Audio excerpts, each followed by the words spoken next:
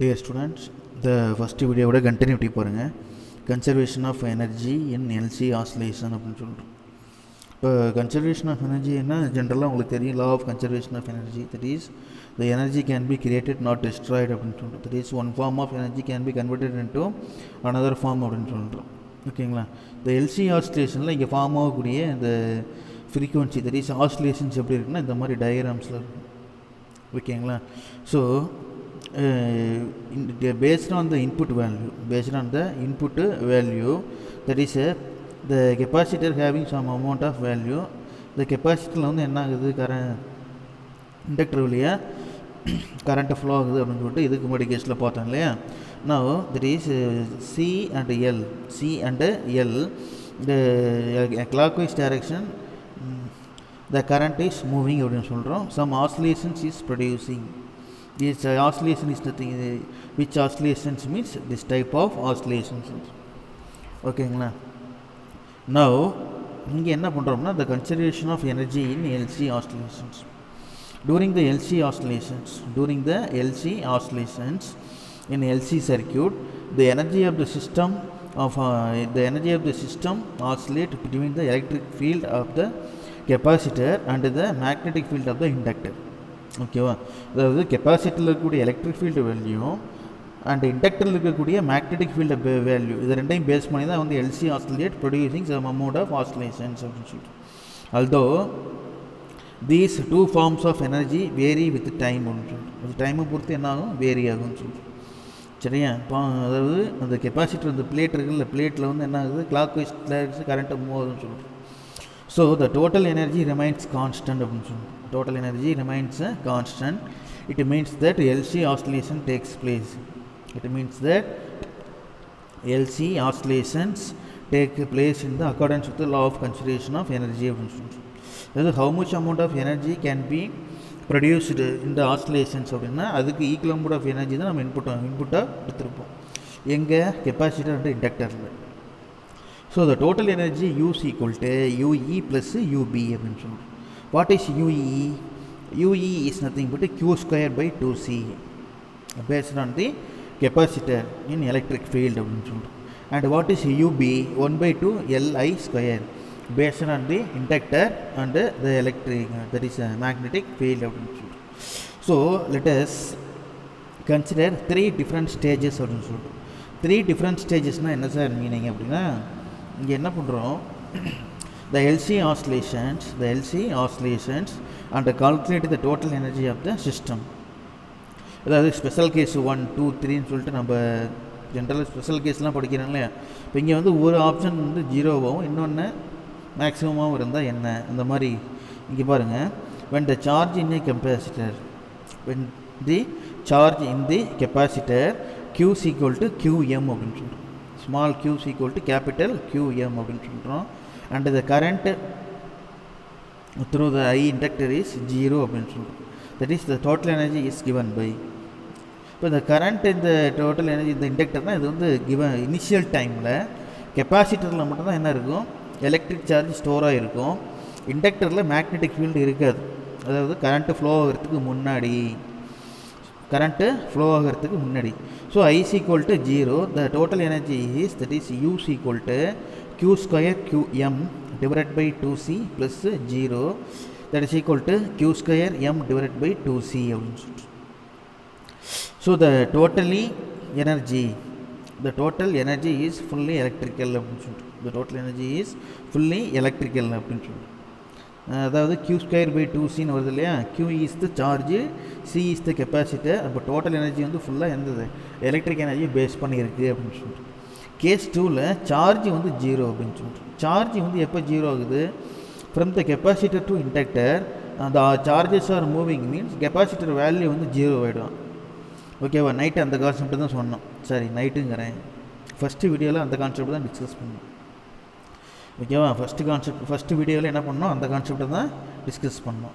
So when charge is equal to 0, current IM is equal to என்னது, total energy. so U is equal to 0 plus 1/2 LIM square. so 1/2 LI square M அப்படின்னு சொல்லிட்டு. Okay, and next one 1/2 into இந்த q square by LC இருக்கு இல்லையா, இந்த value எங்கேருந்து வருதுன்னா இந்த ஐஎம் எல்லுக்கு பதிலாக எல்லுக்கு பதிலாக வந்து என்னது இங்கே வந்து பார்த்திங்கன்னா ஐஎம் சீக்வல் என்னது கியூஎம் இன்ட்டு ஒமேகா அப்படின்னு சொல்லிட்டு IM equal to QM into omega because maximum peak current value அல்லது மேக்ஸிமம் பீக் இன் ஆஸ்லேஷன் சொல்லிட்டு. அண்டு ஒமேகாவோட வேல்யூ வந்து 1/√LC. அப்போ இந்த வேல்யூஸை 1/√LC இருக்கு இல்லையா, இந்த வேல்யூவை என்ன பண்ணுறேன் இங்கே அப்ளை பண்ணுறேன். ஓகேங்களா, இப்போ இந்த வேல்யூவை என்ன பண்ணுறோம் இங்கே அப்ளை பண்ணுறப்போ 1/2 Q²M/LC அப்படின்னு சொல்கிறோம். அண்ட் ஃபைனலாக என்ன சொல்கிறோம் Q²M/2C அப்படின்னு சொல்கிறோம். ஓகேவா, இதை வந்து ஸ்டெப்பு ஒர்க் அவுட் பண்ணி பாருங்கள். ஆக்சுவலாக வந்து ஒன்றும் இல்லை, ஒமேகா ஈக்குவல் டு 1/ என்னது √LCன்னு வரும். நம்ம ஒமேகா ஸ்கொயர் ஈக்குவல் டு 1/LCன்னு வரும்.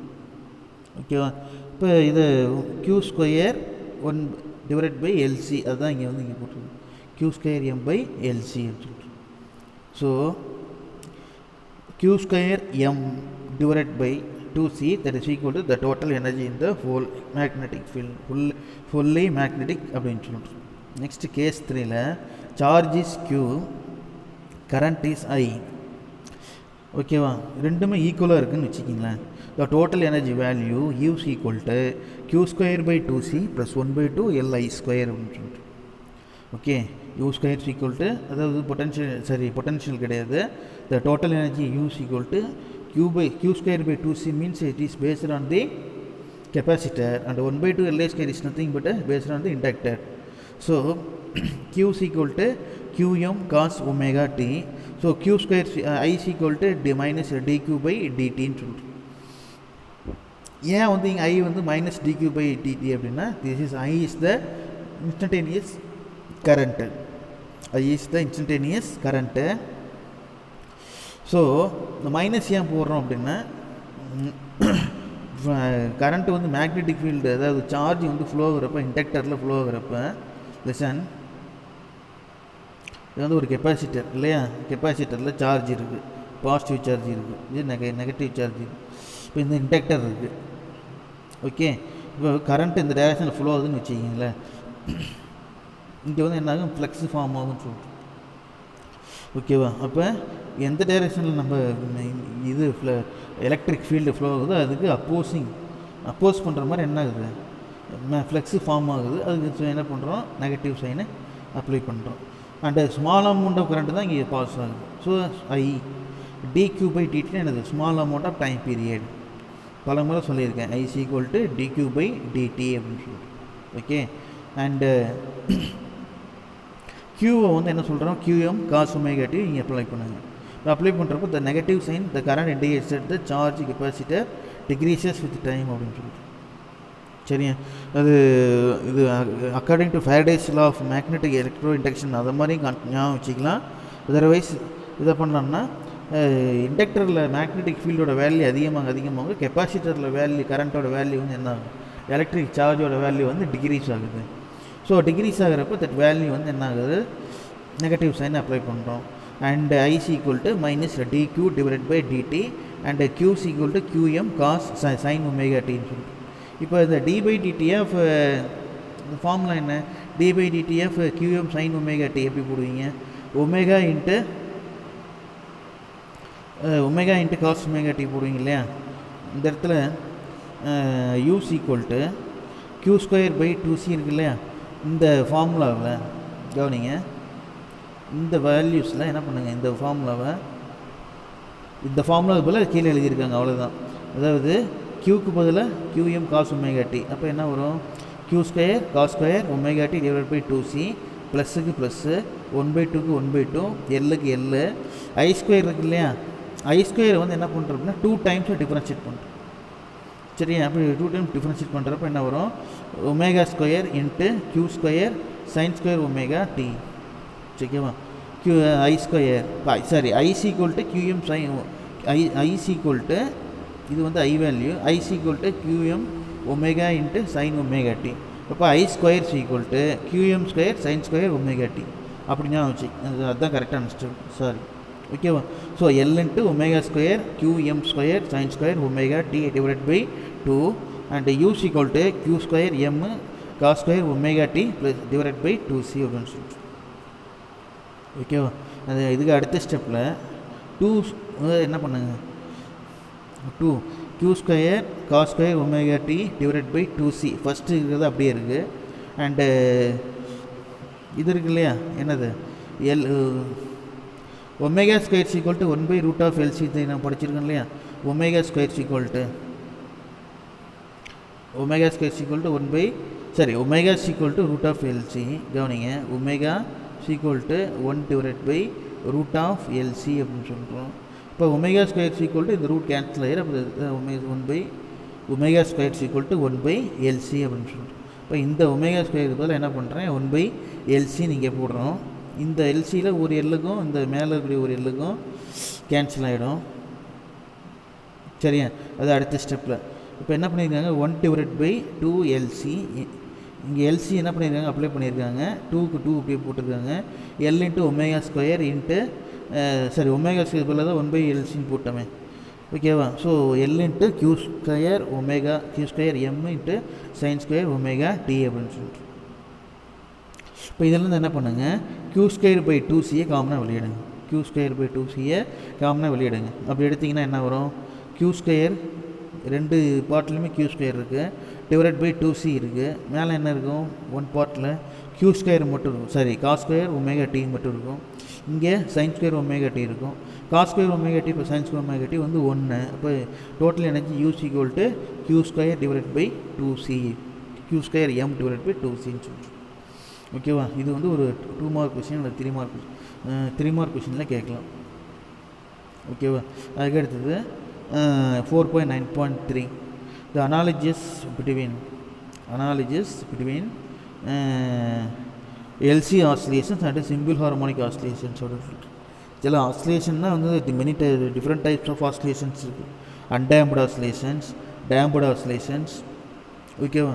And LC oscillator and single stage amplify, நிறைய ஆசிலேஷன்ஸ் நிறைய இருக்குது. நம்ம பின்னாடி 9th லெசன் 10th லெசன்லாம் படிப்போம்.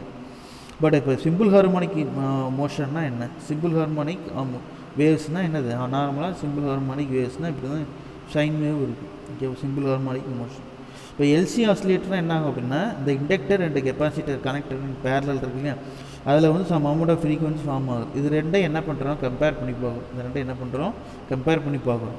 ஸோ தட் இஸ் அது குவாலிட்டேட்டிவ் ட்ரீட்மெண்ட் அப்படின்னு சொல்லுவோம். குவாலிட்டி எப்படி இருக்குது, குவாலிட்டி நாட் குவான்டிட்டி. குவான்டிட்டினா அளவு, ஓகேவா? குவாலிட்டினா அதனுடைய தரம், ஓகேவா?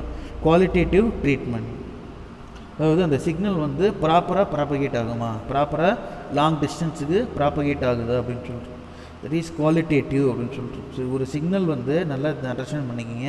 ஒரு சிக்னல் வந்து இந்த மாதிரி க்ரெஸ்ட்டு த்ரெப்ட்னு ப்ராப்பராக இருந்ததுன்னா மட்டும்தான் என்ன ஆகும், லாங் டிஸ்டன்ஸுக்கு ட்ராவல் ஆகும்.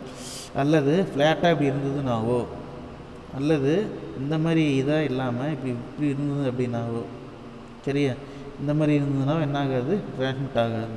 க்ரெஸ்ட்டு த்ரெப்ட்டுங்கிறது ஒரே நார்மலாக சீக்வன்ஷியல் ஆர்டரில் இருக்கும். க்ரெஸ்ட்டு த்ரெப்ட்டு எப்படி இருக்கணும், நார்மலாக சீக்வன்ஷியல் ஆர்டரில் இருக்கணும் அப்படின்னு சொல்லி. So the electromagnetic oscillations of LC system can be compared with the mechanical oscillations spring mass system அப்படின்னு சொல்கிறோம். இப்போ ஸ்ப்ரிங் மாஸ் சிஸ்டம்னா இது சொல்கிறாங்க இல்லையா, ஆமாம், இது ஸ்ப்ரிங் எடுத்து அந்த குழந்தைங்கன்னு சொல்கிறத விட இந்த ஸ்ப்ரிங் இருக்குல்ல, இந்த மாதிரி ஸ்ப்ரிங்கு, இது வந்து என்ன, இது இந்த மாதிரி லாங் இது பார்த்தீங்கன்னா ஸ்ப்ரிங் இருக்கும். இந்த கண்காட்சியில் இல்லைன்னா குழந்தைங்க ஊஞ்சல் ஆடுறாங்கல்ல, தொட்டில் கட்டி ஆடுறாங்கல்ல, அந்த ஸ்ப்ரிங் இருக்கு இல்லையா, அந்த மாதிரி ஸ்ப்ரிங்கை இமேஜின் பண்ணுறோம். இங்கே பாருங்கள், இப்போ இந்த oscillations, mechanical oscillations of a spring mass system சொல்லிட்டு there are 2 forms of energy involve in the LC oscillations. LC ஆசிலேட்டரை பொறுத்த வரைக்கும் 2 forms ஆஃப் எனர்ஜி இருக்குது. One is the electrical energy of capacitor and other is the magnetic energy of the inductor அப்படின்னு சொல்லிட்டு. Inductor carrying current அப்படின்னு சொல்லிட்டு. என்ன சொல்கிறான்னு புரியுதா? அதாவது ஒரு ஆசிலேட்டர் வந்து எல்சி ஆசிலேட்டர் பொறுத்த வரைக்கும் inductor and capacitor, the two forms of energy, there are two forms of energy is involved in LC oscillations. அங்கே தான் வந்து என்ன பண்ணணும், அந்த இண்டக்டரில் some kinds of energy is oscillations is produced அப்படின்னு சொல்லிட்டு. ஓகே, ஸோ இந்த energy into oscillatory system சொல்கிறாங்க இல்லையா. இதில் வந்து பார்த்திங்கன்னா LC oscillator spring mass system சொல்கிறோம். இதில் கெப்பாசிட்டர் வேல்யூ இண்டக்டர் வேல்யூ நம்ம ஏற்கனவே பார்த்தது தான். Electrical energy formula 1/2 Q²/AC and magnetic energy value 1/2 Li², that is IC equal to dQ/dt ன்னு சொல்கிறோம். எலமெண்ட் வந்து ஸ்ப்ரிங்கு மாஸ். ஸ்ப்ரிங்குன்னு என்ன அர்த்தம்? இனிஷியலாக அது வந்து potential energy, that is spring வந்து எனக்கு ஹேவிங் என்னது பொட்டன்ஷியல் எனர்ஜி அதில் வந்து பார்த்தீங்கன்னா 1/2 kx² இருக்கும். கைனடிக் எனர்ஜி என்னவாக இருக்கும் அப்படின்னா 1/2 mv² அப்படின்னு சொல்கிறோம் மாஸ்க்கு. v = dx/dtன்னு சொல்கிறோம். ஆக்சுவலாக ஒரு ஸ்ப்ரிங் எடுத்து என்ன பண்ணுறோம் கண்ணே, ஸ்ப்ரிங் இருக்கு இல்லையா கண்ணே, அந்த ஸ்ப்ரிங்கை வந்து ஆசிலேட் பண்ணுறோம். இந்த ஸ்ப்ரிங்கை ஆசிலேட் பண்ணுறப்ப என்ன வரும், அது மேலே கீழே போய் வரும். ஸ்ப்ரிங்கை ஆசிலேட் பண்ணுறப்ப இந்த குழந்தைங்க ஊஞ்சல் தொட்டில் கட்டி ஆட்டிருப்பாங்க இல்லையா, இது வந்து என்ன சொல்கிறாங்க, இதை வந்து என்ன சொல்கிறாங்கன்னா அது மேலே இப்படி போயிட்டு வரும் இந்த ஆசிலேஷன்ஸ் பண்ணுறப்ப. இப்போ இது என்ன லைட்டாக விரியும் சுருங்கும். இது வந்து பார்த்தீங்கன்னா இது ஒன் டைப் ஆஃப் ஆசிலேஷன்ஸ் அப்படின்னு சொல்கிறோம். ஒன் டைப் ஆஃப் ஆசிலேஷன்ஸ் அப்படிங்கிறத விட அந்த வேவ் மோஷனில் இருக்கும் அப்படின்னு சொல்கிறோம்.